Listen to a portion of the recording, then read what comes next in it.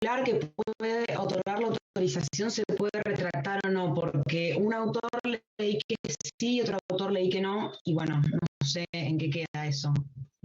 No sé, la verdad que no sé qué autor leíste que se puede, porque en rigor la mayor parte de la jurisprudencia y la doctrina, por lo menos la que yo tengo conocimiento, no admite la retractación. O sea, una vez, precisamente uno de los caracteres esenciales de la instancia es la fugacidad. ¿eh? Una vez que se remueve el obstáculo procesal, la misma ya no es susceptible de retractación. Lo que sí puede generar en la persona que es la denunciante o el denunciante, es la posibilidad de buscar algún tipo de acuerdo o una salida distinta, que puede llegar a partir de una conciliación, de una mediación, de una reparación del daño, pero no está la posibilidad de poder retractarse y que eso ya lo habilite, por ejemplo, al fiscal a archivar el caso por la retractación, digamos, de la persona que removió el obstáculo procesal.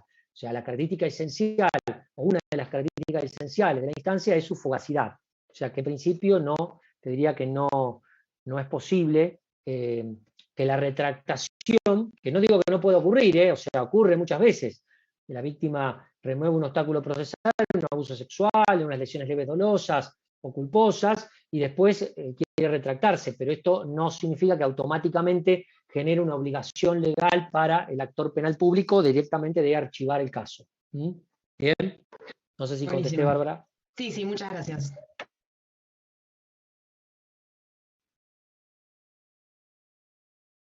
Bueno, ya somos más de 70, casi 80 participantes, podemos ir empezando. Para hoy teníamos alguna duda u otra pregunta con respecto a los temas que ya fueron abordados en semanas anteriores. No tengo problema, me avisan. Sí, profe, yo tengo una consulta, una duda. ¿Sí? ¿Sí? Artículo 22 de conversión. Con el profe la semana pasada no llegamos a darlo y quedamos en que lo leamos y bueno, realmente como que no lo entiendo muy bien del todo. La conversión. No sé.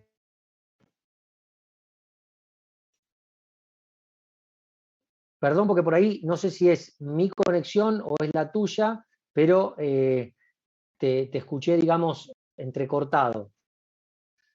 No sé si es el instituto en sí mismo, digamos, de la conversión o había algo puntual. No, en sí el instituto, porque no lo llegamos a dar y no lo entendí muy bien. Bien, y a ver, lo importante acá del tema de la conversión, que es un instituto muy controvertido en lo que es la doctrina y básicamente la doctrina en rigor, está muy controvertido, muy cuestionado, muy debatido. Sin embargo, ha tenido poca aplicación en lo que tiene que ver con la práctica, o sea, son escasísimos los antecedentes que podemos encontrar en el Código Santafesino de casos donde ha existido, digamos, la conversión de la acción. ¿Por qué?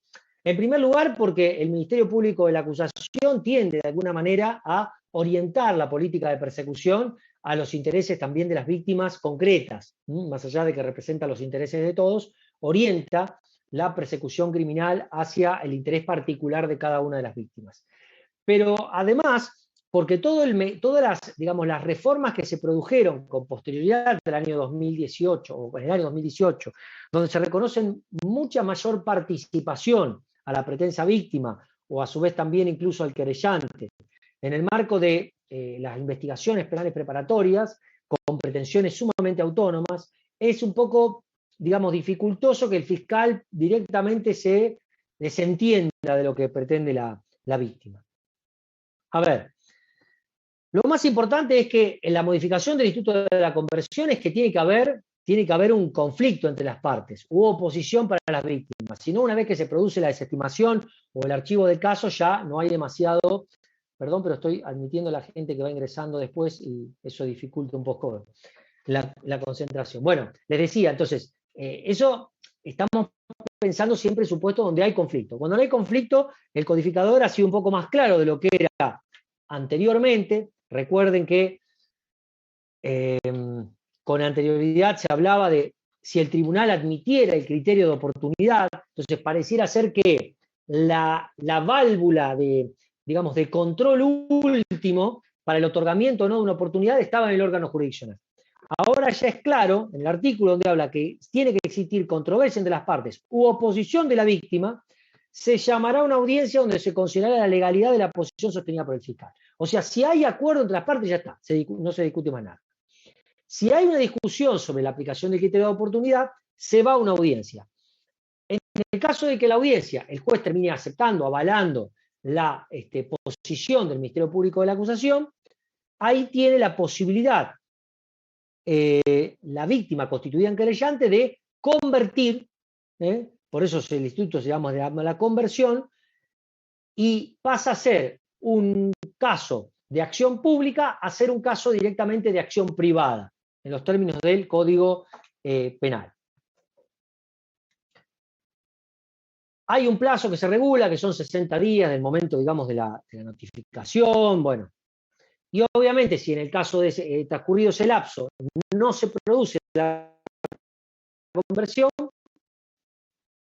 directamente ahí se produce, digamos, la extinción, o sea, no hay posibilidad, en este caso, de reimplantar o reiniciar la persecución penal.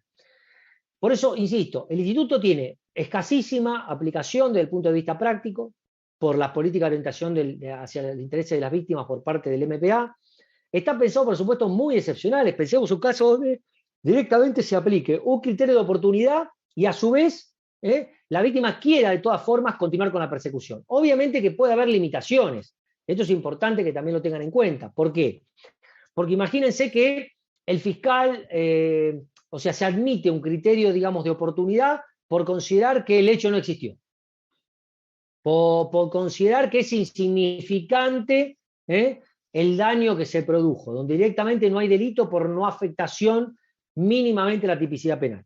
Recordemos que, no sé cómo, con quién analizaron el tema de los criterios de oportunidad, cuando el codificador habla de insignificancia, estamos hablando de una insignificancia donde el hecho en sí mismo es típico y antijurídico. O sea, no estamos hablando de un hecho absolutamente atípico, porque si es un hecho atípico, más que insignificante, directamente tendríamos que decir que no hay hecho ilícito. Entonces, habría que archivarlo, o en su caso desestimar, directamente por atipicidad. Pero hay una zona gris donde se discute si hay afectación del bien jurídico a los fines de considerar que es atípica la conducta o no.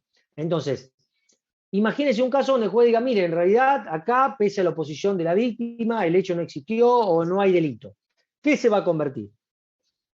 Si ya hay un pronunciamiento jurisdiccional que está diciendo que específicamente no hay delito. Entonces esa decisión podrá ser apelada, pero en rigor un procedimiento de conversión me resulta bastante dificultoso de pensar. Así que no se embarren demasiado. Sí es importante que tengan en cuenta que hay una crítica muy grande al instituto porque está transformando los delitos de acción pública en acciones privadas, pero además está de alguna forma, digamos, desoyendo la voluntad de la pretensión pública estatal, o sea, la pretensión punitiva estatal. Porque ¿para qué tenemos entonces fiscales que representan a todos si después la víctima tiene la posibilidad de convertir? Vayamos a la privatización total, donde en rigor todas las acciones son de ejercicio privado, y en aquellos casos en que la víctima no manifieste interés de persecución, que el fiscal, si lo considera, pueda actuar de manera oficiosa. Pero si vamos a crear el procedimiento inverso, donde las acciones son públicas, en todos sus casos, algunas dependen de instancia privada, pero son por regla públicas, y el fiscal es quien representa los intereses de todos, y tenemos, digamos, toda una estructura montada para la investigación y persecución en manos del Ministerio Público de la Acusación, después pareciera ser que dejarle la posibilidad a la constituida víctima en querellante de convertir la acción y llevarlo, instar todavía la persecución penal, pareciera ser demasiado a la luz de cómo está estructurado, digamos, el sistema. Yo soy muy crítico con respecto al instituto de la conversión. Una cosa es la participación de la víctima, otra cosa es la posibilidad de que ésta pueda ejercer una pretensión autónoma en el fiscal, donde ya ahí tengo mis reparos, y otra directamente es que se pueda no solamente autonomizar, sino, aun cuando haya un criterio avalado por un órgano jurisdiccional, la víctima igualmente pueda convertir. Pero bueno, Esos son básicamente las principales discusiones en torno de la conversión.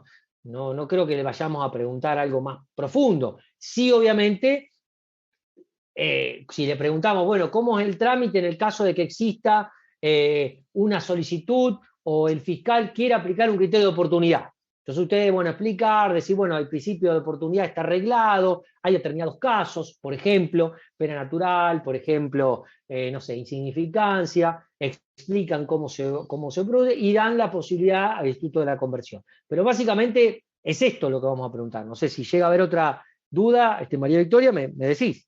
Sí, gracias, ya entendí. Gracias. Bien.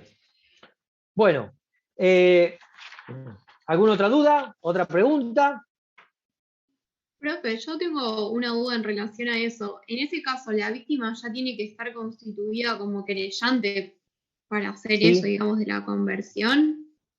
Sí, porque en realidad es un instituto que prevé, obviamente la víctima puede directamente, si todavía no lo hizo y manifestó oposición, fíjate que el código dice oposición de la víctima, o sea, la víctima a lo mejor en ese momento no tenía el carácter de parte querellante, y sin embargo se había opuesto, no tuvo la conformidad del fiscal, la anuencia del fiscal para continuar con la investigación. Bueno, cuando presenta la querella, ahí necesariamente lo hace con carácter de parte querellante. No es que vos ya tenés que venir con el carácter de querellante, pero en el momento de interposición de la querella, obviamente que sí. ¿Me explico? Ok, buenísimo, gracias. Profe, perdón, y cuando Sí. habla de partes, el conflicto o controversia entre las partes, ¿siempre se refiere, siempre tiene que estar involucrado el fiscal? Sí, totalmente. Okay. Sí, el fiscal sí. El fiscal es una parte necesaria. Esto es como decir, no sé, el imputado y no aparece el abogado defensor. Lo que no significa, porque recordá que la aplicación de criterio de oportunidad es una decisión del Ministerio Público de la acusación. O sea, no puede ni la víctima promoverla por sí sola, ni el imputado promoverlo por sí solo, eventualmente, y tampoco lo puede disponer el juez si no hay, porque tiene que ver con el ejercicio de la acción. Por eso lo vemos específicamente cuando analizamos el tema de acciones, y está dentro del capítulo referido a las acciones, a la acción penal. O sea, la posibilidad que tiene el actor penal de desistir en determinado supuesto de la pretensión punitiva. Bueno, en un caso son los criterios de oportunidad reglados que prevé el Código de Santa Fe. El otro instituto es el de la probation, que tiene sus discusiones acerca de si también lo puede exigir de forma autónoma la defensa con su defensor en algún momento, o es únicamente una herramienta de política criminal del fiscal. Pero en los criterios de oportunidad no hay discusión. Si el fiscal no está de acuerdo, no hay posibilidad de aplicar criterios de oportunidad. Inclusive, la discusión se centra en si aún así tiene que intervenir el órgano jurisdiccional. Porque acá habla de, bueno, se considerará la legalidad de la posición sostenida por el fiscal. Como que el juez tiene ese control de legalidad para analizar si encuadra o no en los supuestos del artículo 19. Pero la pregunta es, vamos a cualquier supuesto del artículo 19. Se encuentre comprometido el interés público o existan razones de seguridad. ¿Quién es el que define que hay una cuestión de interés público o no la hay? ¿El fiscal o el juez? En caso de conflicto me refiero, ¿no? Porque ahí está el gran problema. Si no hay conflicto, bueno, ya está, no hay conflicto. Ahora, si hay un problema, el juez puede decirle al fiscal, mire, para mí acá hay una cuestión de interés público, por lo tanto no hago lugar de criterio de oportunidad, usted tiene que seguir investigando. ¿O basta con que el fiscal explique por qué a su modo de ver no hay afectación del interés público y a la medida que esté debidamente fundado, eso ya pasa el control de legalidad jurisdiccional y el juez entonces no tiene nada que señalar? Esto es sumamente importante, pero no es importante para este instituto, para cualquiera, para criterio de oportunidad, para suspensión de juicio a prueba, para procedimiento abreviado o el mal llamado juicio abreviado, que también vamos a ver, para cualquier salida alternativa. Nuestro sistema prevé una válvula de control jurisdiccional prácticamente para todo. Y es más, a veces, o en muchas oportunidades, los fiscales descansan en que van a ser los jueces los que en definitiva, o la jueza la que van a tomar una decisión sobre el fondo. Bueno, yo pedí el criterio de oportunidad, pero en realidad lo tocó un juez. Yo pedí la probation, pero en realidad la termina otorgando el juez. Yo pido que se aplique el procedimiento abreviado, pero en realidad lo termina tomando la decisión un juez o una jueza. Entonces, estamos en un sistema de, digamos, de coyuntura, no en lo normativo, sino en lo cultural, donde tenemos que ver si es adecuado que esta válvula de ajuste final siempre la tenga el órgano jurisdiccional o le corresponde, cuando estamos hablando de herramientas para prescindir de la persecución penal, al Ministerio Público de la Acusación. Claro, usted me puede decir, frente a los hechos de público y notorio conocimiento, donde se pone en jaque la actuación del Ministerio Público de la Acusación, socialmente pareciera ser que uno descansa más en un control, no solamente formal, sino incluso de fondo, por parte del órgano jurisdiccional. Pero esa es la discusión que se está dando actualmente. Y por eso también a veces es difícil, en este reparto de responsabilidades, si uno tiene que caer por sobre la actividad del Ministerio Público o, en su caso, del órgano jurisdiccional, que es quien finalmente avala una determinada solución a un caso. Entonces, digamos, por ahí pasan un poco los problemas acerca de la aplicación de los criterios de oportunidad y la opinión vinculante, ¿no?, por parte de la víctima en determinados casos. No sé si fui claro, Bárbara, o te queda alguna otra duda. No, profe, perfecto, gracias. Bien. ¿Otra pregunta que les haya quedado? ¿No? ¿Venimos bien? Bueno, para hoy tenemos el tema del actor penal. Cuando vamos a hablar del tema del actor penal, básicamente ustedes se van a concentrar directamente en la ley de Ministerio Público de la Acusación, que es la 13013.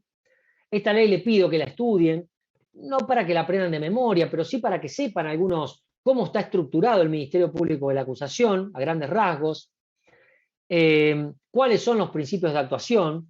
Esto también es importante, que ustedes conozcan cuáles son los principios de actividad o de actuación por parte del Ministerio Público de la Acusación.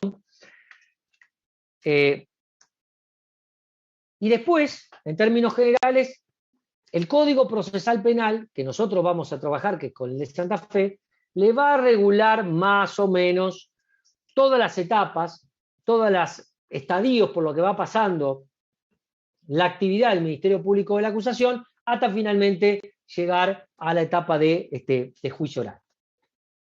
Acá lo que es importante que ustedes tengan en cuenta es que la organización del Ministerio Público está estructurada directamente de forma vertical. ¿Esto qué significa? Que hay órganos de dirección que son los que de alguna manera marcan la cancha al resto de los fiscales que van a intervenir. Si uno tuviera que hacer una pirámide de arriba hacia abajo, va a ver que en la cúspide está el fiscal general, que hay uno en toda la provincia de Santa Fe, es un cargo de dirección, pero es político en el buen sentido de la palabra, no político partidario, no es que haga digamos, está afiliado a algún partido político, hace política como cabeza de uno de los poderes del Estado, que lleva adelante especialmente la política criminal, sumamente importante. Después, en cada una de las circunscripciones, y en esto obviamente se sigue la ley orgánica del Poder Judicial, son 5 circunscripciones, Rosario es una, tenemos un fiscal regional, que es el jefe de todos los fiscales en determinada circunscripción, y después, en cada una de las circunscripciones, por debajo del fiscal regional, tenemos los fiscales y los fiscales adjuntos. La diferencia entre los fiscales y los fiscales adjuntos es exclusivamente presupuestaria, hoy, en cómo está estructurado el Ministerio Público. ¿Qué quiero decir con esto? Que el fiscal cobra más plata que el fiscal adjunto. Pero en cuanto a tareas, en cuanto a funciones, en cuanto a operatividad, no hay diferencias. Por lo menos en esta organización, que tiene su espejo en el Servicio Público de Defensa. La defensa está organizada de la misma manera que el Ministerio Público. Un defensor regional, en este caso una defensora, que porque es mujer a nivel santafesino, cada uno un defensor regional en las circunscripciones, defensores adjuntos y defensores en cada una de las circunscripciones. Esta estructura del Ministerio Público establece una diferencia entre el fiscal general y los fiscales regionales, que es que los fiscales generales no pueden dar directivas específicas para actuar en determinado caso puntual, a diferencia de los fiscales regionales, donde sí se les puede dar directivas para determinados casos. O sea, el fiscal general no puede intervenir en un caso, no puede aparecer mañana en la audiencia representando a la fiscalía, sino que esa labor la hace el fiscal adjunto o eventualmente puede ser el fiscal regional en determinado supuesto muy excepcional. Porque en realidad el fiscal regional coordina la actividad de todas las unidades del Ministerio Público de la Acusación. La organización interna de cómo se va a distribuir el trabajo le corresponde a cada fiscal regional. Este va a decir, bueno, mira, hay que armar tales unidades, por ejemplo, armemos la unidad de delitos complejos, y vos vas a investigar los delitos complejos, armemos la unidad de delitos con arma de fuego, qué sé yo, o no, o armemos una unidad que concentre. Eso tiene que ver con la manera en que se organizan y se distribuyen el trabajo los fiscales. Pero en términos de actividad, como actores procesales, el fiscal y el fiscal adjunto son exactamente lo mismo. Tiene una gran ventaja en cuanto a la organización, a diferencia de lo que es la justicia federal actual, que es que el Ministerio Público no está cortado en fetas. No es que usted tiene un fiscal para la investigación, un fiscal para el juicio, un fiscal para ir a la Cámara, un fiscal para ir a la Corte, respecto del mismo caso. No. El mismo fiscal, que es el que lleva adelante la investigación, es el mismo fiscal que presenta la acusación, es el mismo fiscal que a su vez va a ir al juicio oral, es el mismo fiscal que si le dictaron una sentencia que no fue lo que esperaba, puede apelar la decisión y va a ir a la Cámara de Apelación a discutir sobre el alcance de esa decisión. Es el mismo fiscal que si la Cámara tampoco le dio razón, va a ir ante la Corte Suprema de la provincia y eventualmente ante la Corte Suprema de la Nación. Esto obviamente que es positivo de muchos puntos de vista. A lo mejor a usted le parece natural, pero claro, toda la organización de la justicia federal opera a contramano de esto. Y la justicia provincial, antes de la implementación del código en el año 2014 en su totalidad, también operaba distinto. Usted tenía un fiscal por cada una de las instancias jurisdiccionales, porque era una suerte de copia de cómo estaba conformado el Poder Judicial. Si acá teníamos un juez, para ahí tenía que haber un fiscal. Si acá había una Cámara, acá tenía que haber un fiscal de Cámara. Si acá había un tribunal oral, acá tiene que haber un fiscal ante un tribunal oral. Esa organización en compartimentos estancos, donde el fiscal está fragmentado, claramente rompe con una lógica no solamente de investigaciones eficaces, sino también de juzgamientos eficaces. Porque ¿qué es lo que podía ocurrir, o que puede ocurrir claramente, en el nuevo sistema procesal a nivel, en el sistema procesal federal que tenemos actualmente? Voy a tratar de compartir mínimamente para explicarles en la pizarra. Miren, supónganse que nosotros tenemos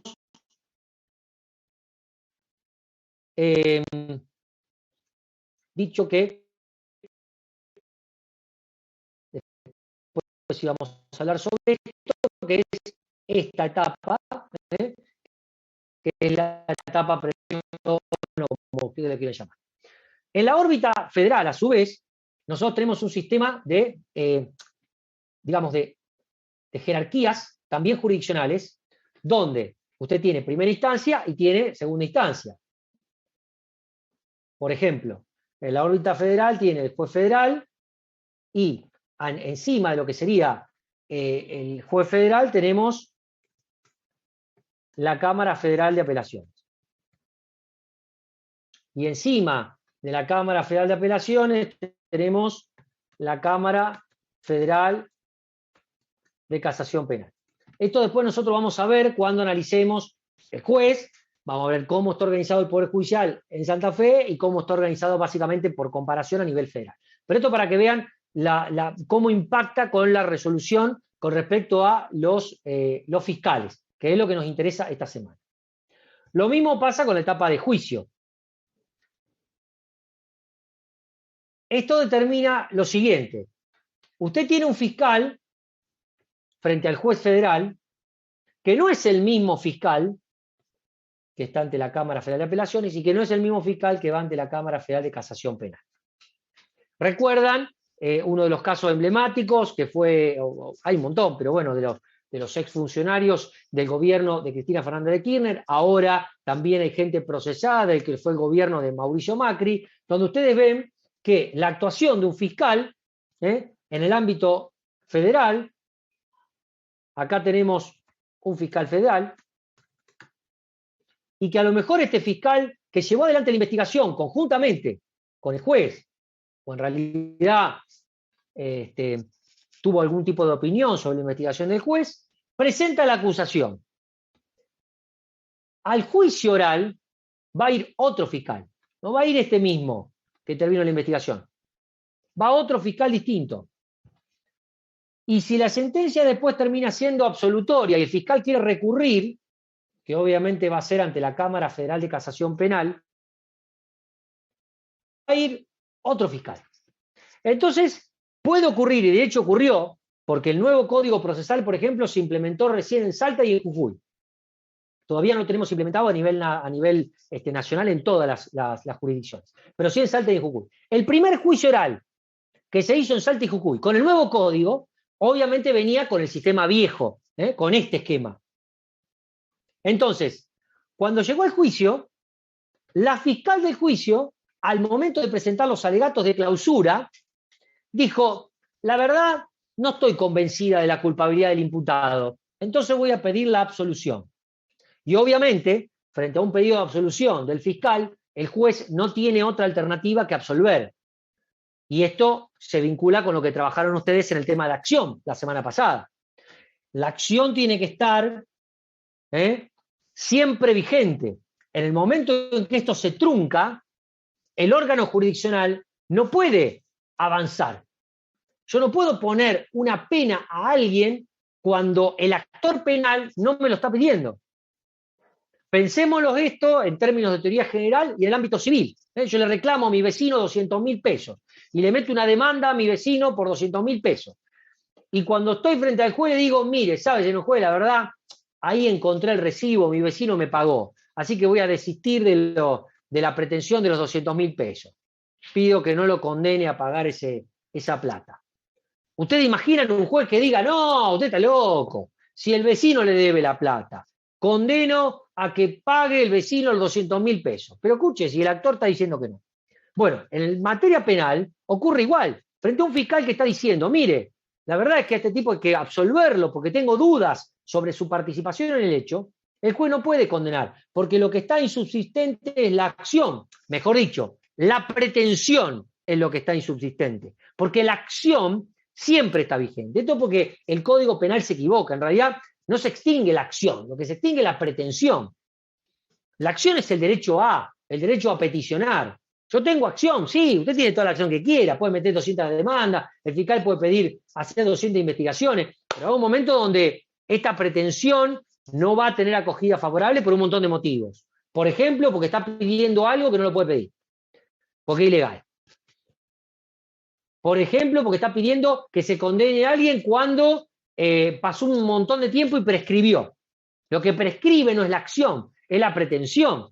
Obviamente el Código Penal habla de distinción de la acción, pero bueno, esto seguramente algo habrán trabajado cuando hablaron la diferencia entre acción penal, acción procesal.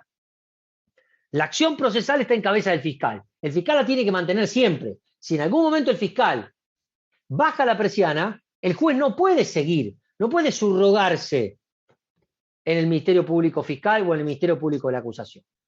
Entonces, Doctor, esto sí tiene impacto. Este principio que usted consagra, ¿está en alguna norma, en algún artículo en específico, o es una construcción, digamos, doctrinaria? Bien, primero, si nosotros partimos de la base de que la Constitución Nacional establece el modelo procesal penal acusatorio y adversarial, ya está en la génesis del modelo. Sin acción no hay jurisdicción. Si yo digo que en realidad el juez está para resolver conflictos, o sea, usted va, no sé, al artículo 1 de la ley 13018 que regula la atribución de los jueces, y él va a decir, para resolver conflictos. Si no hay conflicto, ¿para qué queremos juez? O sea, yo quiero un juez y me peleo con alguien o no estoy de acuerdo. Yo le pido a mi vecino 200.000 pesos, y el vecino no me lo quiere dar, voy ante un juez. Pero yo le pido 200.000 pesos a mi vecino, y el vecino me dice, sí, tomá, mañana te lo pago, y te lo pago, ¿para qué quiero un juez? Entonces, en materia penal es igual. O sea, está en la génesis del propio modelo acusatorio adversarial. Después se desprende de un montón de normas. ¿Usted quiere ir al normativo? Sí, va a encontrar un montón de normas. Por ejemplo, no sé, va a ir por buscarle alguna norma. A ver, vamos a No, buscar yo entre pregunto todos. porque por ahí, o sea, yo expongo eso y para mí también, o sea, es pareciera de toda lógica, pero por ahí, no sé, me van a preguntar en el examen y me decir, ¿y usted de dónde saca eso? ¿Por qué lo dice? Y yo no le puedo decir, porque es lógico. Porque me van a decir, No, no, bueno, no, no. venga, Está en la lógico. génesis de la estructura del esquema procesal penal acusatorio adversarial. De hecho, mirá, por ejemplo, agarren el Código Procesal de Santa Fe, artículo 335. Ustedes ya Sí. seguramente hablaron sobre el tema, cuando hablamos de principios, en realidad, algo analizamos sobre el tema de principios, y uno tenía que ver con la congruencia. Sí. La congruencia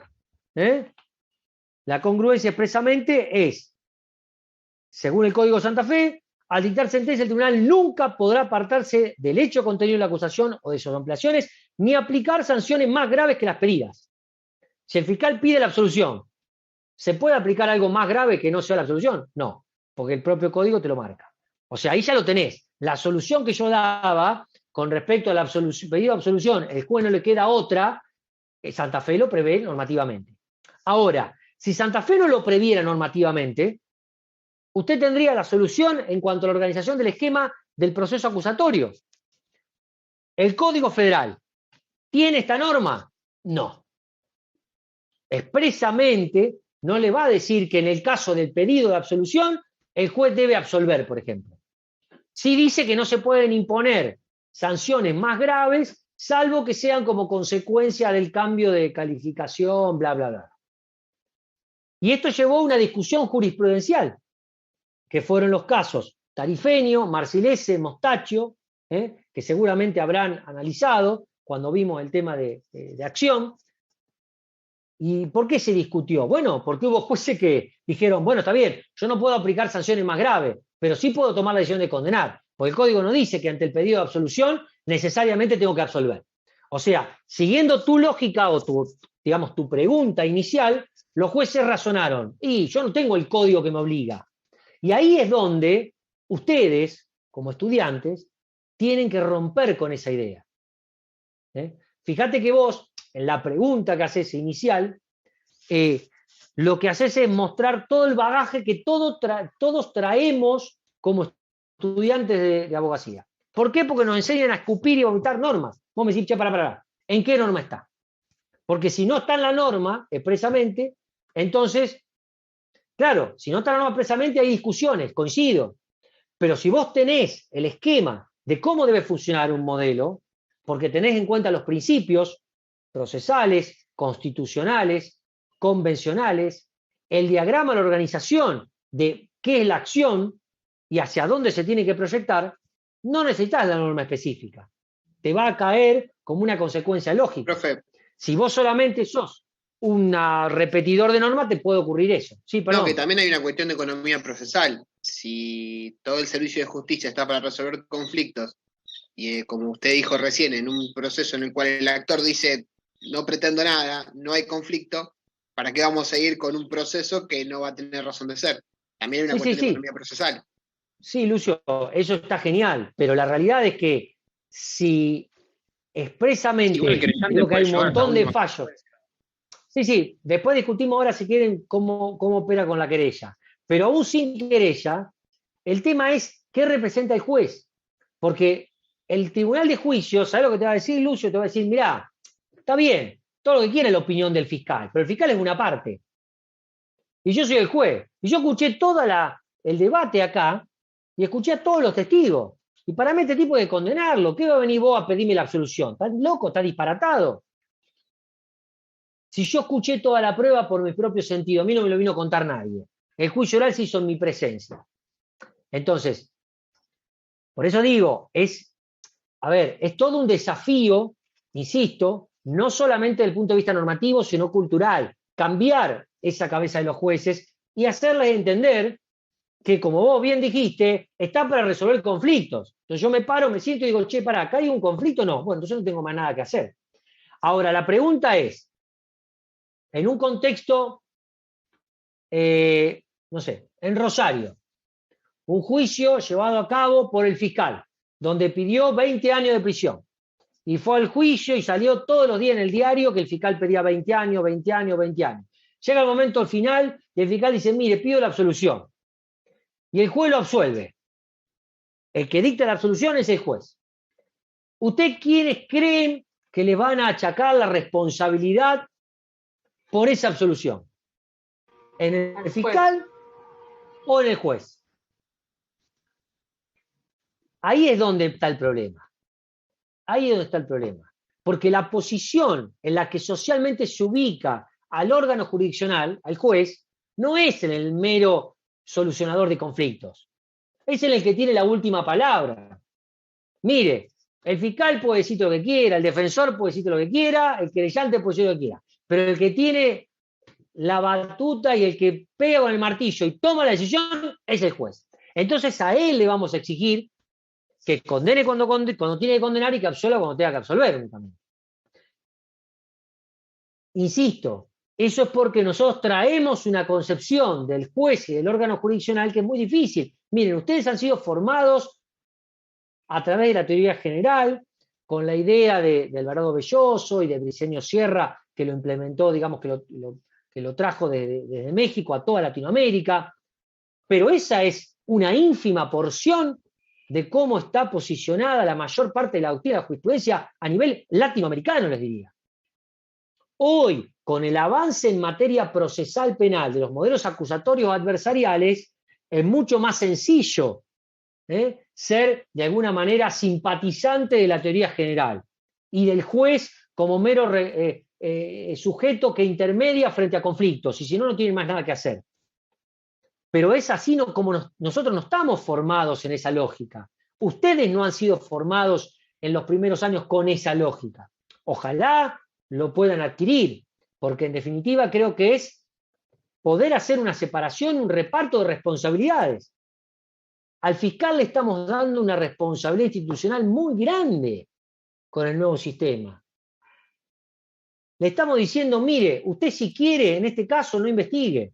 Y el código le da los supuestos. Usted si quiere en estos casos busque una salida alternativa, vaya por una probation.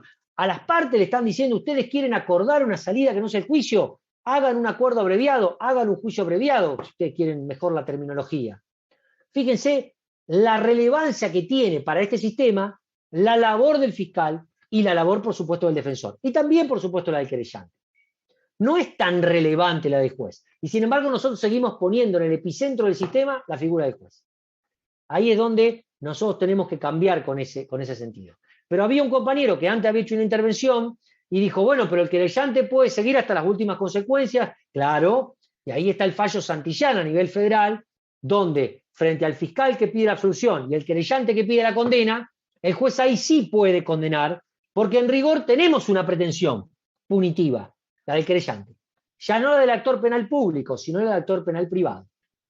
Y ahí entonces podés volver a ir a la lógica de la organización del código y te vas a dar cuenta que el sistema de Santa Fe expresamente señala que en ningún caso la pretensión del fiscal puede condicionar la del querellante. ¿Esto nos alcanza para resolver todos los problemas entre fiscal y querellante? No. Hay un montón de otros problemas. La semana que viene, creo que mañana, van a hablar de actor penal privado con Lisandro y van a ver que hay un montón de problemáticas vinculados al tema del querellante. Y entonces, ¿a dónde voy a ir para ver cómo lo resuelvo? Una vez más, a los principios y a la Constitución. Y el lugar donde usted se pare con respecto a las atribuciones y a los derechos que tiene la presunta víctima para intervenir en el proceso penal, si es que hay un derecho convencional reconocido a las víctimas, usted se va a parar en un lugar. Si usted considera que en rigor esto es materia de reglamentación de los códigos procesales, pero no hay un mandato constitucional que obligue a los códigos procesales a regular, por ejemplo, la figura del querellante por delito de acción pública, y que éste pueda actuar de manera absolutamente independiente y autónoma al actor penal público, usted se va a parar en otro lado al momento de resolver un determinado caso o un conflicto o un caso práctico o lo que sea. O una interpretación de una norma.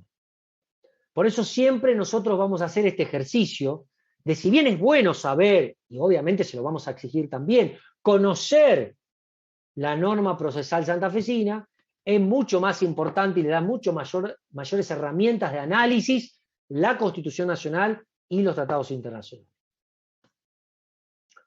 Bien, ¿alguna duda sobre esto que estamos viendo? Bueno, entonces les decía, el fiscal tiene una labor muy importante, porque es quien lleva adelante la pretensión punitiva estatal y nos representa a todos. La pregunta es, si nos representa a todos, ¿por qué el codificador ha permitido o ha regulado la intervención de la víctima como parte? Porque fíjense que estamos hablando no solamente del derecho a expresarse y a intervenir y a saber qué es lo que pasa con el caso que tiene toda víctima, pues por supuesto que esto debe estar. Cuando uno analiza los derechos que tiene la víctima, si uno va al Código de Santa Fe, por ejemplo, y se va al artículo 80, fíjense el primer inciso del artículo 80, a recibir un trato digno y respetuoso. A la mierda. O sea, tuvieron que poner en el código que la víctima tiene derecho a un trato digno y respetuoso. Si lo pusieron es porque no tenía un trato digno y respetuoso. Salvo que al legislador le encante escribir, bueno, nos gusta escribir muchas boludeces, pero en rigor, evidentemente, si lo pusieron ahí como primer inciso, evidentemente es porque no se cumplía. Porque antes, como la víctima no podía intervenir como parte, usted iba como víctima, le habían robado la bicicleta, y por supuesto habían detenido al muñeco ahí a las 2 cuadras, y la policía se había llevado al muñeco y se había llevado su bicicleta, porque es parte del secuestro, ¿no? Entonces, claro, usted dice, bueno, ¿qué pasa con mi bicicleta? ¿La puedo recuperar? No, entonces usted iba, en aquel momento, iba a los juzgados, juzgados penales, ahora no hay más, pero iba al juzgado penal, como ahora va al juzgado de familia. Tocaba la puerta y le atendía el máximo contacto con el juez que usted iba a tener en su vida, que era el pibe de mesa de entrada, o piba, no sabemos, piba o pibe de mesa de entrada que le decía, sí, ¿usted qué quiere? No, mire, yo en realidad me robaron la bicicleta el domingo y se la llevaron secuestrada y sé que detuvieron al tipo y la verdad que la uso para trabajar o para estudiar. Y no, usted sabe qué va a pasar con mi bicicleta. ¿Y usted quién es? Y no, yo soy la víctima. O sea, a mí me la robaron. Ah, no, pues usted no es parte, usted no es ni el fiscal, no es ni el de imputado, ni su abogado. Lo lamento, no podemos dar la información. Y estaba ahí, a la buena de Dios. O sea, así era el trato, en términos generales, que tenía la víctima en cualquier delito. Estamos hablando de un hurto de una bicicleta. Ahí proyéctenlo a cualquiera. Entonces, claro, fiel a la naturaleza argentina, pendular, de pasar del cielo al infierno, del blanco a lo negro, nosotros no conocemos los grises, entonces pasamos de nada a todo. Ahora la víctima les diría, tiene las mismas atribuciones que los fiscales, pero además tiene el mismo power, o más power que el fiscal. Porque vaya si una víctima se le llega a poner ahí a zapatearle el escritorio a algún fiscal que más o menos esté medio timorato de que no sabe qué hacer, y va a hacer seguramente lo que le diga la víctima, que por supuesto además tiene derecho a tener un patrocinio letrado, y si no tiene recursos se lo tiene que dar el Estado. Entonces, nosotros vamos a tener que en algún momento sincerar esto. Yo no hablo de no proteger a las víctimas, no hablo de no darle atención a las víctimas, no hablo de no dirigir la política de persecución al interés de las víctimas. Todo eso tiene que estar. De hecho, está en la ley del Ministerio Público de la Acusación. Si usted analiza la 13013, que seguramente deberán tener que hacer algún esquema o algo para la semana, y si no lo tienen que hacer, háganlo. Agarren la 13013 y hagan un esquemita. Ahí, papel, lápiz, y son más de las nuevas generaciones, háganlo en la computadora, no me importa, pero armen un esquema de cómo está organizado el MPA a nivel provincial. Y ahí se van a dar cuenta que todo esto que yo estoy diciendo está. Entonces, ¿por qué le damos intervención? Y le damos intervención porque más allá de que está o estaba, los fiscales no dan bola. O el sistema de justicia no da bola. No orientaba la política de persecución a víctimas, no le daba bola, no había trato digno, no había trato respetuoso. Entonces, claro, tenemos que darle atribuciones como parte para que efectivamente pueda ejercer esos mismos derechos que ya tenía de antes.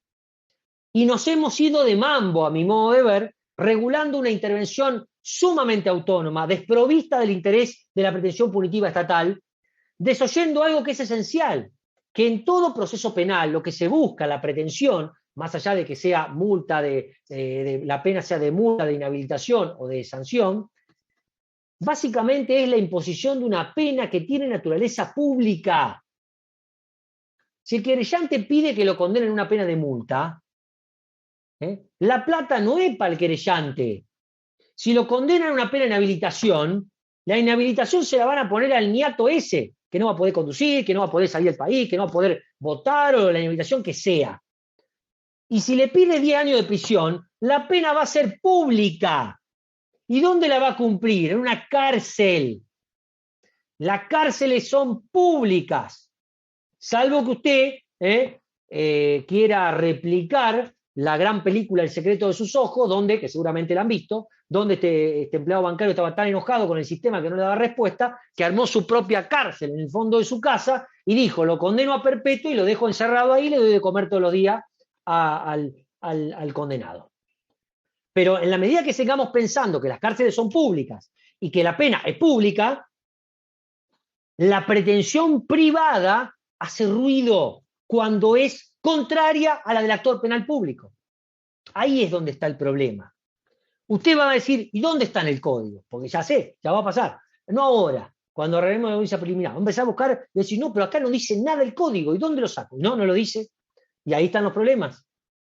Imagínense un fiscal que acuse por homicidio culposo y viene el querellante y dice, no, esto es homicidio doloso con dolo eventual. Homicidio culposo, una pena máxima de 5 años, mientras que el homicidio doloso con dolo eventual de 8 a 25. Mirá ese cambio.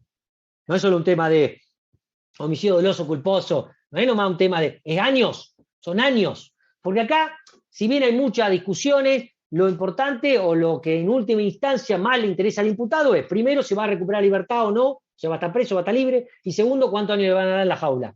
Porque el sistema penal no tiene muchas maneras de reaccionar, que no es con el garrote. ¿Tiene otros mecanismos alternativos? Sí, tiene la mediación, tiene la conciliación, tiene la probation con tareas comunitarias, sí, pero esa es la excepción. La regla es el garrote y los barrotes para el acusado. Entonces, frente a un pedido de pena de homicidio culposo a una pena de 4 años de prisión del fiscal, tenemos el pedido del querellante por un homicidio doloso a 15 años de prisión. ¿Y cómo se resuelve? Ah, claro, ahí me preguntan. Entonces, ¿qué pasa cuando la querella quiere algo diferente al fiscal? Pasa todo el tiempo. Y habrá que ver, a ver dónde se para usted. Y no es lo mismo que la querella quiere algo distinto a lo del fiscal en los comienzos de la investigación, frente a una medida cautelar, frente a una salida alternativa, frente a la decisión de juicio oral. Por ejemplo, ya hemos visto, frente al criterio de oportunidad, la querella quiere otra cosa, bueno, tenés la conversión. No podés evitar la aplicación del principio de oportunidad. Podés hacerte cargo, convertir la acción, andá, meté la querella y arreglate por el procedimiento de delito de acción privada. Ese es un esquema. Después van a ver que frente a otras salidas, por ejemplo, un procedimiento abreviado llamado juicio abreviado, donde el fiscal y el defensor acuerdan.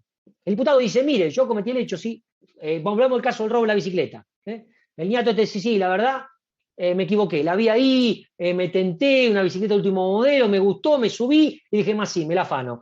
Y la verdad reconozco que cometí el delito y estoy arrepentido. Así que le quiero devolver la bicicleta y como reparación se la voy a pintar, porque la vi media pintar, se la pinto y le inflo las gomas y no sé, y le saco otra y le pongo una bocinita y un ojo de gato atrás, una lucecita para la noche.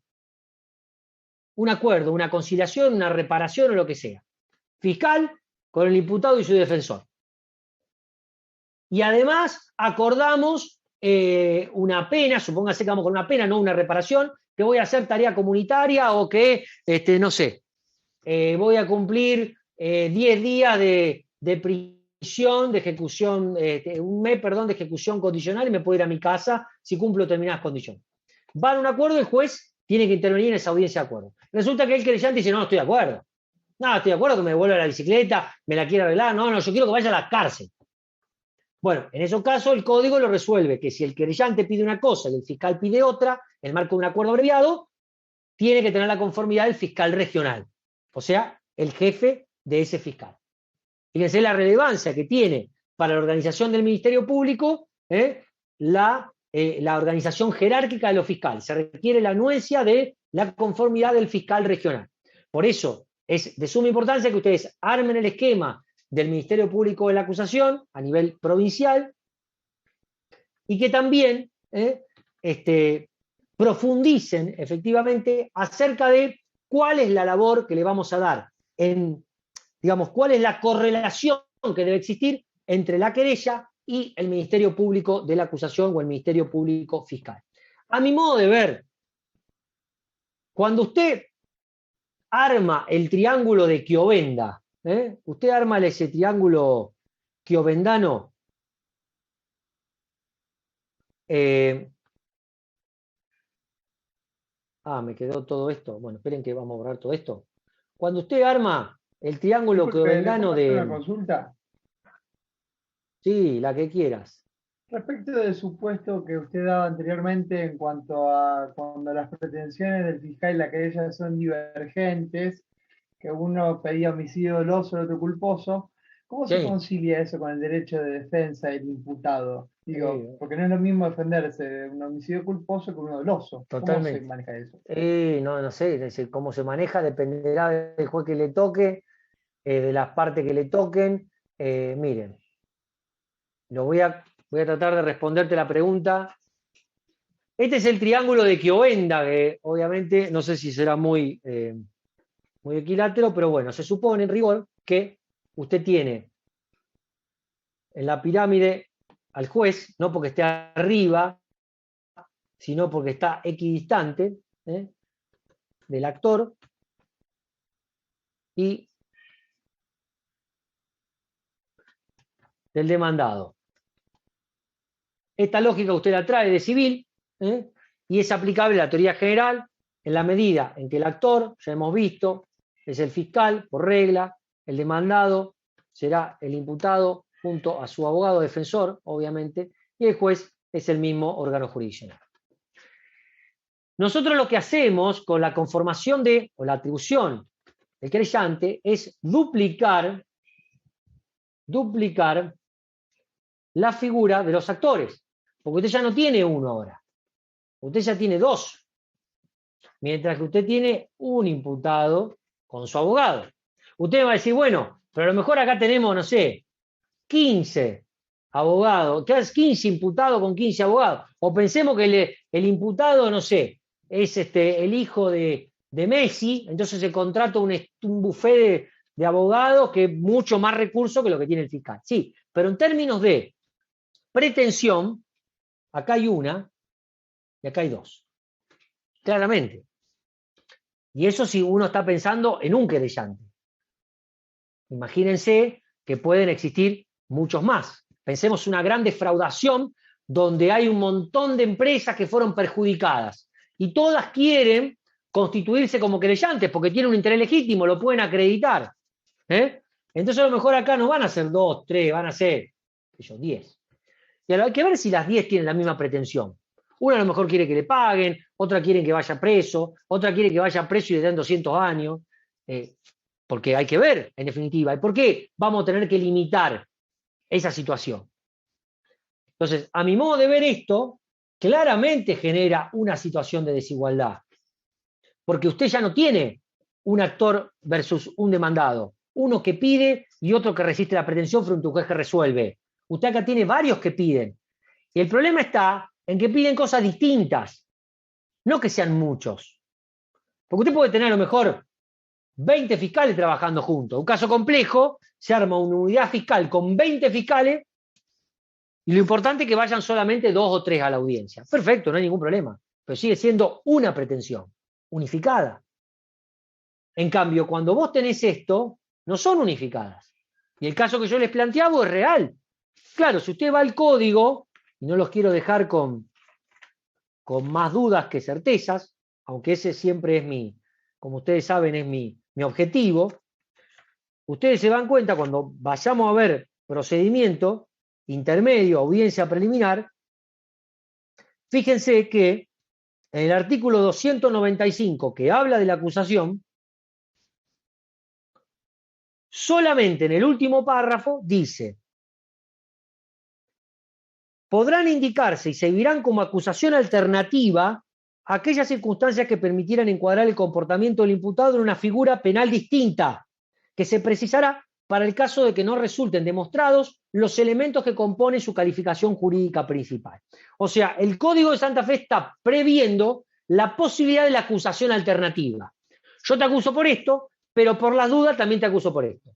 La acusación alternativa, según el Código de Santa Fe, pareciera ser únicamente vinculado a un comportamiento de encuadre legal. O sea, el hecho es el mismo y lo que cambia es la calificación jurídica. Mirá, yo venía con el auto, te pasé por arriba.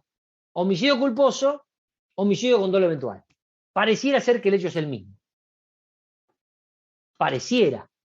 Porque no es lo mismo defenderse de, mire, yo en realidad venía manejando y no es que me distraje para mirar el celular y entonces lo atropellé, a que yo venía en el auto y me importó un carajo que cruzaba la vieja y como ese día estaba con ganas de atropellar vieja, la pasé por arriba y la maté.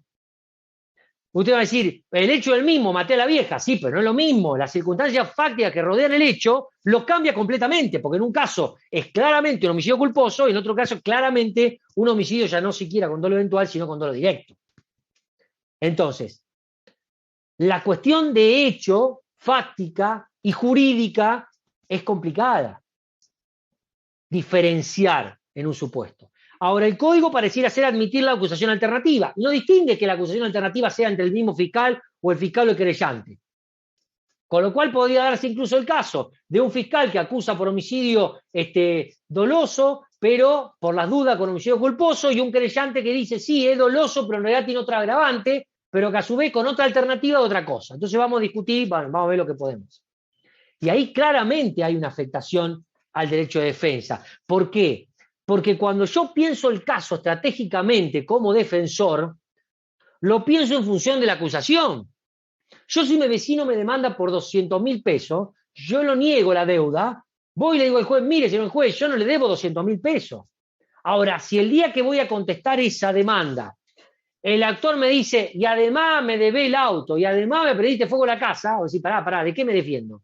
¿De los 200.000 pesos? ¿De que me incendié la casa? ¿De que te robé el auto? Entonces, es muy importante porque la defensa tiene que estar en función del contenido de la acusación. Y la acusación no es solamente te pido 10 años de prisión por un homicidio.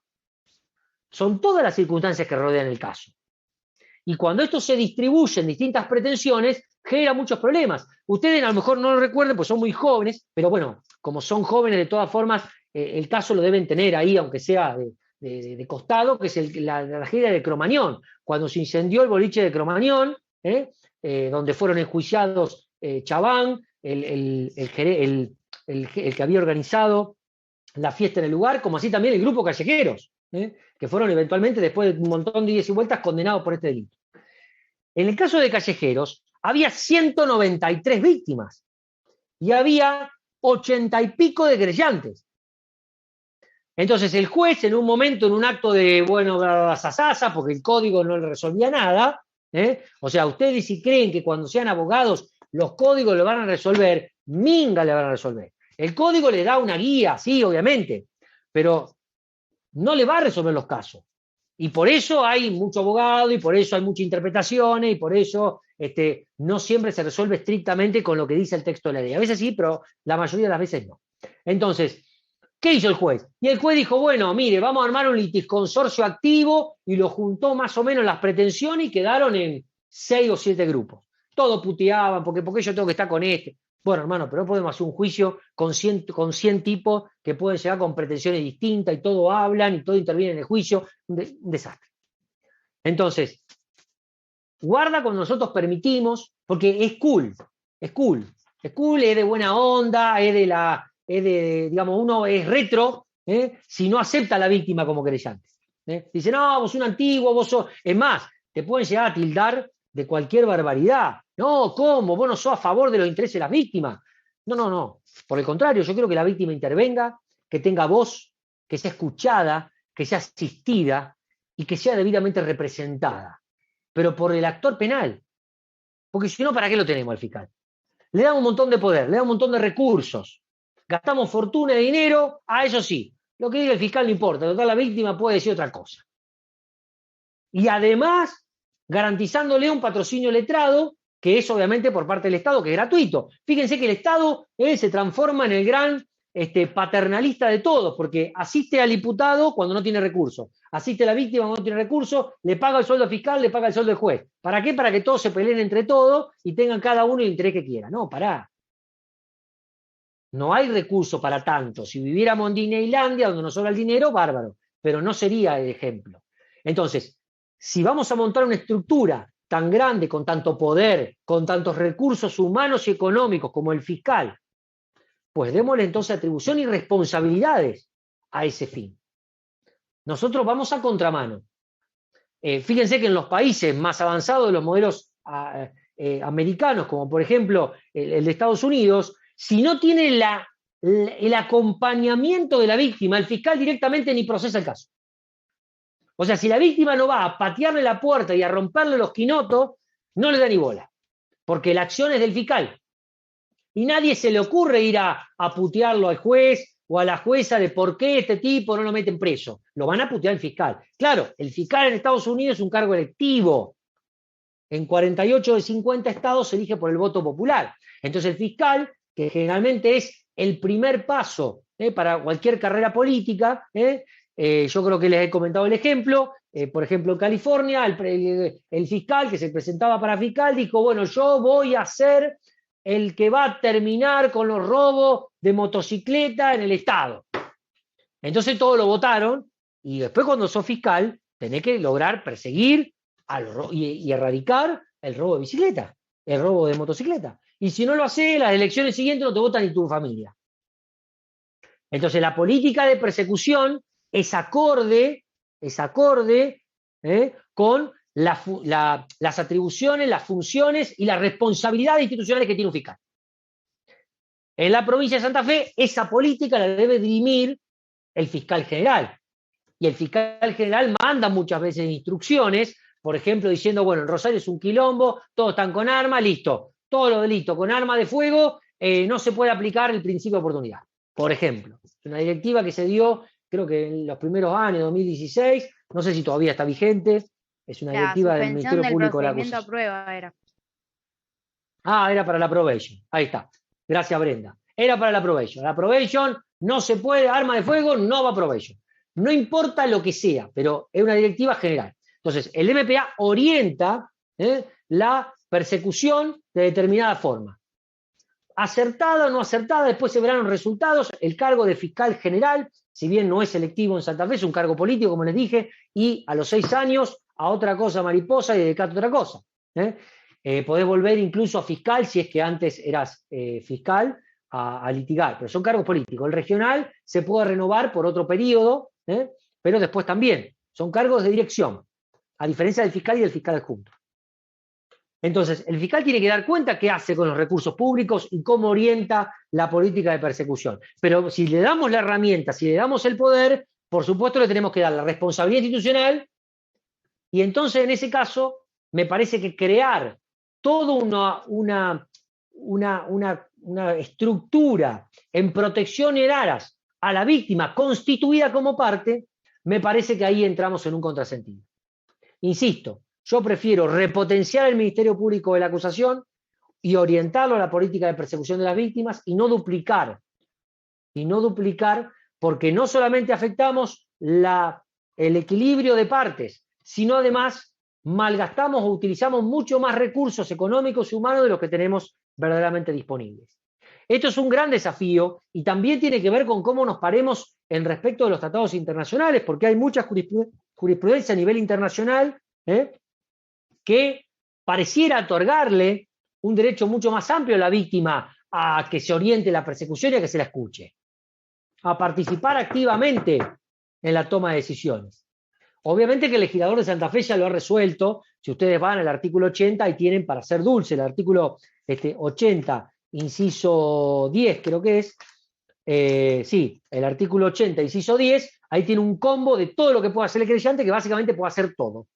Todo lo que quiera puede hacer, porque puede ser oído por un juez en una audiencia pública. O sea, ya como el fiscal no nos da bola, vamos a que nos escuche el juez. Pero claro, la víctima a lo mejor va con una pretensión distinta a la del fiscal. ¿Y eso cómo impacta en el juez?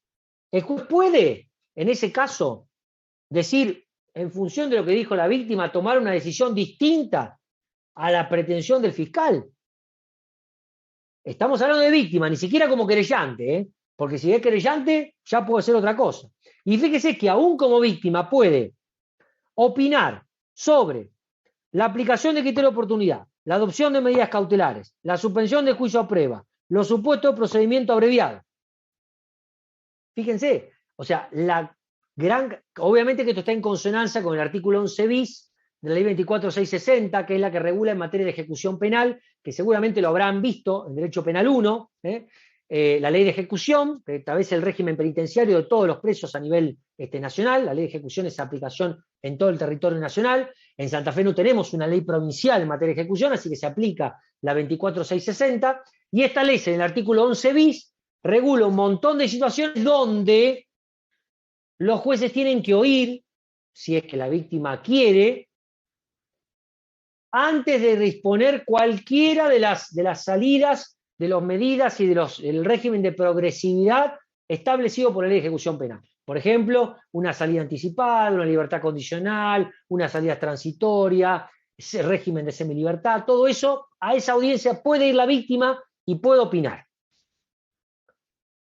Claramente, y esto no es en contra de las víctimas, al contrario, lo que está demostrando el sistema es que no había respuestas adecuadas y eficaces a las víctimas. La víctima ahora está para que se la escuche, porque antes no se la escuchaba. La víctima quiere opinar porque antes no le daban bola a lo que opinaba. Las víctimas están con un control por fuera del Ministerio Fiscal, porque el Ministerio Fiscal no funciona, porque no le da respuesta adecuada. Porque si un fiscal funcionara bien, ¿para qué voy a tener que meter otro sujeto procesal para que lo controle? Evidentemente meto para control porque no funciona bien. Y lo mismo ocurre con los jueces. Yo necesito que los jueces estén porque no me gusta cómo toman las opiniones, cómo resuelve el Ministerio Público la cosa. Entonces quiero que lo controlen los jueces.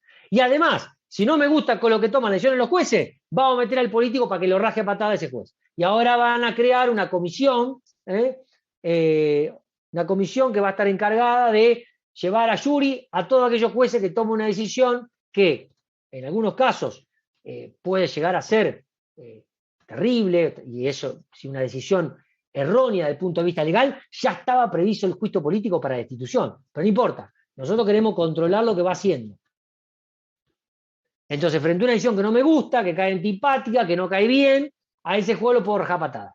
Un sistema de controles permanentes todo el Estado. ¿Por qué? Porque no confío en las mismas instituciones que creó el Estado. Entonces, ¿dónde está el problema? ¿En multiplicar instituciones o en hacer que las instituciones que están funcionen? Ahí es donde me parece tenemos los grandes problemas. Román, la gran discusión hoy... Sí, perdón. Te puedo hacer una pregunta a propósito de Sí. multiplicar actores. ¿Qué alcance tiene hoy en día la intervención del abogado del niño? Porque técnicamente no es parte del proceso. Sí. ¿O sí? Bueno, ese es otro gran problema. Los ubico en tiempo y espacio. Nosotros tenemos salió una ley hace muy poco tiempo, una ley a nivel nacional que estaba prevista la posibilidad de la asistencia técnica a los menores de 18 años, niños o niñas, para de alguna manera ellos tuvieran su voz, porque en rigor, ¿cuál es la circunstancia? Que muchas veces los delitos son cometidos contra los niños y obviamente a veces forman parte del mismo círculo íntimo. Por ejemplo, un padre, un hermano, un amigo, un familiar, la pareja de la mamá o del papá. Entonces, en esos casos, el niño podría llegar a quedar en una situación, digamos, de desamparo. Las convenciones internacionales, concretamente la Convención de Derechos del Niño, hay varias opiniones consultivas del Comité de Derechos del Niño que expresamente señala que la voz del niño tiene que ser escuchada en todo asunto de interés, que a él le interese. Sacaron una ley a nivel nacional donde a último tiempo, entre gallo y medianoche, sin prácticamente discusión, agregaron que también debe estar representado en todo caso penal. Entonces, en todo caso donde un niño aparezca como víctima, tiene que estar representado por el abogado del niño. ¿Qué es lo que ocurre? Esta ley no fue reglamentada a nivel provincial. Sin embargo, a mi modo de ver, es operativa porque proviene directamente de la Constitución. Ahora, ese abogado del niño es una suerte de asesor para que el niño sea escuchado. no para que ejerza una pretensión distinta a la del niño. Porque ya tenemos el fiscal y tenemos quienes pueden ejercer el carácter de querellante representando a los menores de edad, que pueden ser, por ejemplo, los padres. No sé, en un abuso sexual puede ser el padre. Y si hay intereses contrapuestos, pues el propio fiscal podrá ser el que represente los intereses y que está constituido. Bueno, ahora también debe intervenir el abogado del niño. Entonces, entre mayor quilombo acá, dentro de lo que es la figura del autor, puede ser que si aparece un menor víctima, ahí tenemos otro que sumamos, que es el abogado del niño. Ni hablar si ese niño se encuentra en una situación de desamparo y, por ejemplo, interviene la Secretaría Provincial de la Niñez, que ejerce una medida de protección tutelar con respecto al niño. Por ejemplo, un niño donde lo caga a palo el padre, la madre, los hermanos, todo el mundo, lo sacan de ese seno familiar, porque por más que lleve a juicio del padre y de la madre, ¿quién cuida a ese niño? Entonces lo sacan del seno familiar y hasta que le dan una medida de protección, quien representa el interés tutelar es la Secretaría de la Niñez. La directora de la Secretaría de la Niñez en la ciudad de Rosario se opone a cualquier acuerdo en sistema penal. ¿Por qué? Bueno, básicamente porque no le gustan los abreviados, no le gusta la probation, no le gusta nada, dice hay que llegar siempre a juicio oral. Entonces, para colmo de males, cuando los niños están en situación de vulnerabilidad, interviene la Secretaría de la Niñez y dice yo no quiero la probation, por ejemplo, yo no quiero criterio de oportunidad, yo no quiero el acuerdo abreviado. Entonces escuchamos al fiscal, a la víctima, al abogado del niño, a la Secretaría de la Niñez, al querellante sí que lo hay. Puede haber 5 o 6 pretensiones distintas. Insisto, no solamente porque afecta acá, sino además porque rompe con este esquema. Porque el fiscal, que a lo mejor ya tiene un acuerdo, incluso con el querellante, se presenta en un problema cuando viene la Secretaría de Niñez y se opone a ese acuerdo. Y esto no está regulado en el código, ni intervención de la Secretaría de Niñez, ni intervención de la abogada del niño, les aclaro. Entonces, ¿qué hacemos ahí? No sé qué hacemos. Gran quilombo. Hay un gran problema con respecto a eso. Entonces, multiplicar los sujetos procesales no me garantiza mayor eficacia ni en la investigación, ni en la persecución, ni en el juzgamiento, ni en la sanción. No me lo garantiza. Lo que me lo garantiza es que las instituciones que están funcionen. No me funciona el fiscal, rajemos patada del fiscal, pongamos otro. No me funciona el fiscal general, no me funciona el fiscal regional, cambiémoslo y busquemos otro. Potenciemos la misma estructura, no multipliquemos las estructuras. A mi modo de ver, no hay forma de solucionar esto que no sea con un litisconsorcio activo. Yo puedo permitir 200 sujetos procesales en lo que es el actor. Ahora, al momento de los bifes, una única pretensión. ¿Y cómo se resuelve? Y no sé, hermano. Vean un mecanismo donde terminamos en el fiscal general, que sea el último que tome la decisión y diga, bueno, mire, escuché a la víctima, al abogado del niño, a la secretaria de niñez, al querellante, y le doy la razón a tal. Fiscal, haga tal cosa, y listo. Pero en algún punto tenemos que unificar.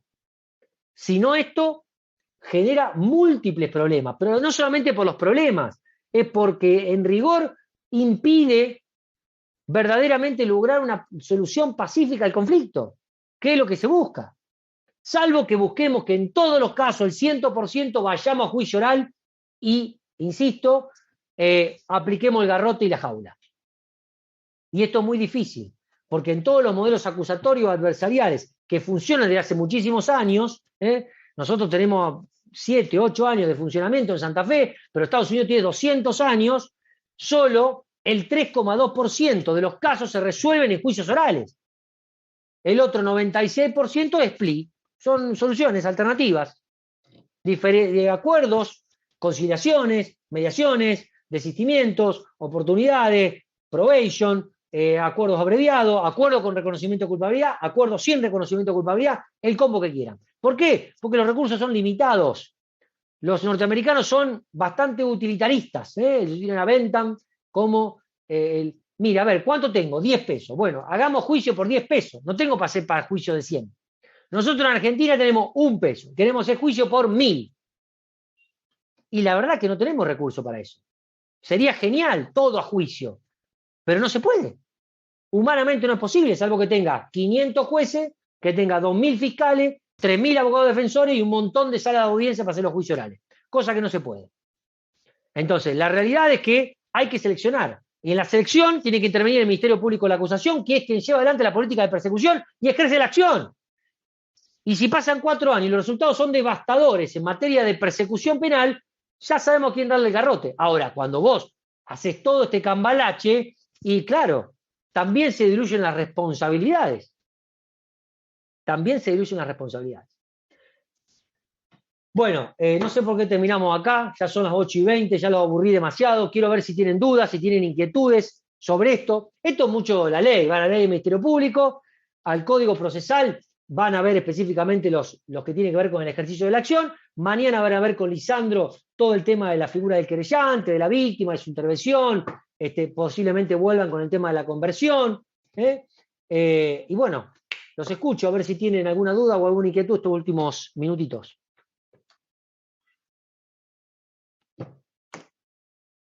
Voy a sacar este dibujo horrendo. ¿No? Están suficientemente mareados, confundidos, como para ir a abordar toda la bibliografía. Yo sé que lo primero que van a hacer, cortamos esto y ustedes ahora van y agarran el código y se devoran toda la bibliografía. Yo lo sé que lo van a hacer. No, tampoco quiero eso, por supuesto. Ahora vayan, descansen, el día terminó, son las 8:30, salvo que tengo otra clase. Pero vayan leyendo. Si vienen con bibliografía atrasada, vayan poniéndose al día. Esta es una materia larga. Todos los contenidos y los conocimientos van concatenados. Ya se van dando cuenta. Lo que empezamos a ver de principio lo empezamos a aplicar ahora. La semana que viene vamos a hablar del imputado. Cuando hablemos del imputado de la defensa, lo vamos a volver a relacionar con el actor penal porque hay un espejo en cuanto a la estructura, por lo menos en el servicio público. La semana siguiente vamos con los jueces. Y después empezamos con la preparación de la investigación. Y ahí, cómo interactúan todos los sujetos procesales. Si nos quedamos, no van a poder abordar los otros temas. No es que los quiero asustar, sino al contrario, los quiero incentivar para que no se queden con dudas o con problemas. Por ahí, obviamente, estamos recién a martes y las dudas pueden surgir, como ahora pasó, la semana que viene. Bueno, el martes me agarran, si tenemos que estar la 1:30 despejando dudas sobre lo que ya vimos, no importa. Prefiero que quede poco y bien, y no un montón de cosas en el aire, y yo termino 4:30 y digo, no, la verdad, genial, di todos los temas, y ustedes no entendieron nada. No me sirve. Prefiero que entiendan menos, poquito, pero lo básico y lo esencial. ¿Está? Una consulta. Sí, Más dale, allá Lucas. del libro de Corbalán, que entiendo que no tiene las últimas actualizaciones, ¿tiene algún libro de base que esté actualizado con las últimas reformas? No, lamentablemente no. No hay.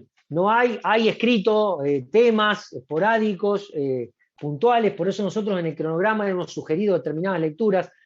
No tenemos, no existe. Estamos trabajando con la JTP en alguna suerte de guía, pero no creo que esté terminada para este año, será para las generaciones futuras. Algún compendio, algo general, pero una guía de estudio. Pero no, la verdad que no tenemos. Es una materia muy dinámica, con muchos cambios, y la verdad que aparte no da tiempo. Fíjense que ayer, a nivel federal, mandaron a la legislatura, al Senado, un proyecto para la implementación de juicios por jurados a nivel federal. Hay que ver si lo implementan o no. Pero si esto se implementa, ya te modifica el esquema de estudio, ya tenemos una ley nueva, tenemos un instituto nuevo, tenemos que ver cómo se aplica. Entonces es muy difícil lograr tener, digamos, un compendio, un libro cabecera que pueda reunir todos los temas de la materia. No, lamentablemente no, Lucas.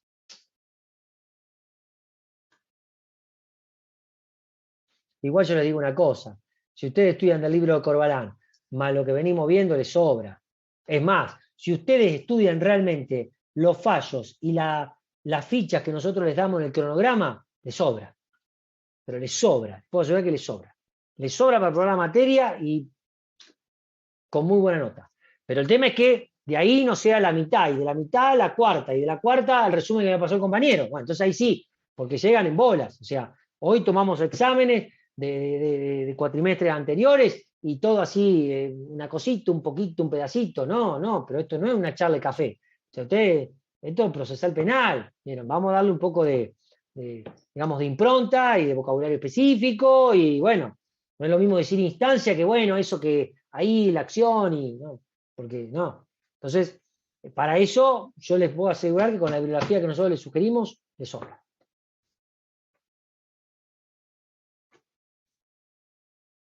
Bueno, chicas y chicos, si no tienen otras dudas u otras inquietudes, los dejo ir en paz, que tengan una buena semana, estamos en contacto, cualquier duda, cualquier consulta, me avisan. Cuídense. Chao. Bueno, muchas Hasta el martes que gracias. viene. Profe, gracias. Chao, nos vemos. Chao, profe, gracias.